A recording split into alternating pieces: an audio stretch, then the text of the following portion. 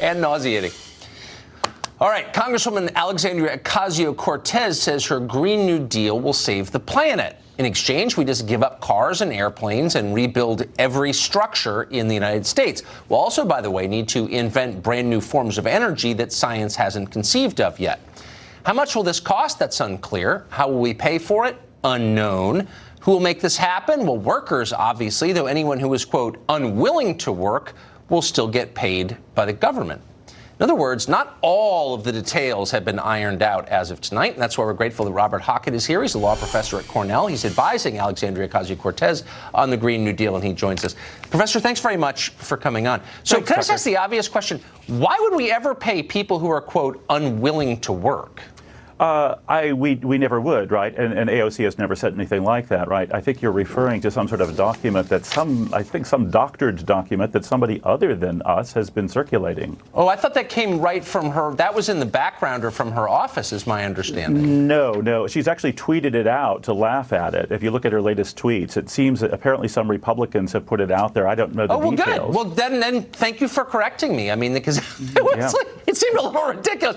Almost as ridiculous as the idea that we're going to build enough light rail to make airplanes unnecessary, which I think actually is from the plan. I don't know where you got that either, Tucker. I actually believe that you're actually on our side about this if you actually read the actual plan, right? There's nothing about getting rid of anything. It's about expanding menu options, right? I mean, there are many, many things we want to be able to do now in addition to what we already do. So where's the airplane disappearance coming from? I'm not really clear on where that originates. Well, I could actually get it for you. This is that would be great. Frequently asked questions released by her office.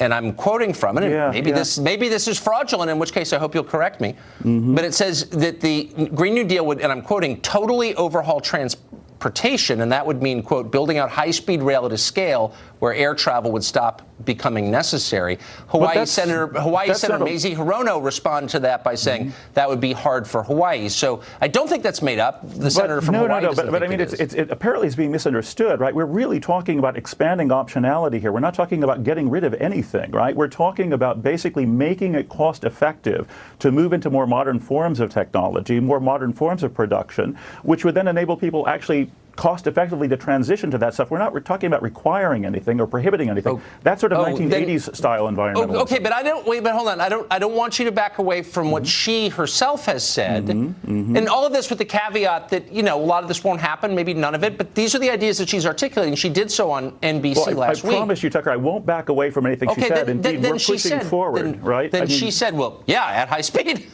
Very high speed. That we're going to supplant all fossil fuels in 12 years. Yes. So, yes. Okay, so that doesn't mean prohibiting them. It means rendering them obsolete by doing something better. And we can do it. This is America. Then good. Then I'm glad. It's nice to have a smart person on the show to explain this.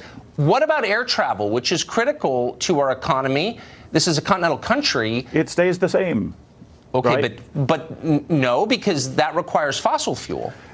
We're talking about carbon neutrality. Remember, we're talking about net zero emissions. That doesn't mean that there's never any burning of anything, right? I mean, until we come up with solar panel flying airplanes, of course, we're not I'm sorry to interrupt you. I just want to correct.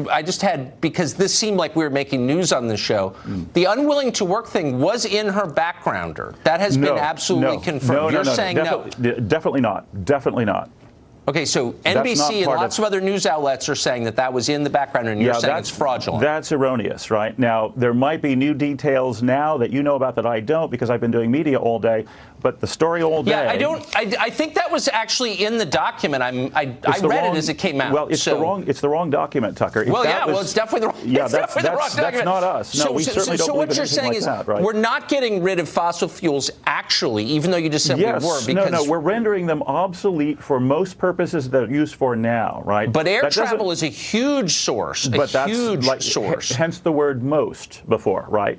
We eliminate them for most purposes for which they're used now by rendering them obsolete. So I've got 2 gasoline-powered cars at home. But imagine how much better it's going to be when it's cost-effective to drive electric cars. But that can't be done simply by individuals, right? You have to coordinate. You have to have charging stations everywhere. And, of course, individuals can't do that, right? So in that sense, the government is acting like a kind of orchestra conductor here. here. We're trying to coordinate some of that stuff that can only be centrally coordinated and then enable everybody to act individually within that framework, right? Yeah, I don't fully understand what you're saying, but let me on the low end, this would be the most expensive thing that the United States has ever undertaken, including rural electrification, the Second World War. And I'm just kind of wondering, in a country that's got more debt than it has GDP, how would we pay for that? Well, here's the key, right? Remember that we racked up enormous debt to finance the Second World War effort and the New Deal and, of course, the interstate highway system in the 50s. But here's the key point. Here's a takeaway. I want you to remember this. I hope everybody will remember this. Remember that inflation is a relation, right? It's the relation between the quantity of money and the quantity of goods. Now, if the money that you're spending is resulting in the production of a great many more goods, you have no inflation problem. More production absorbs more expenditure.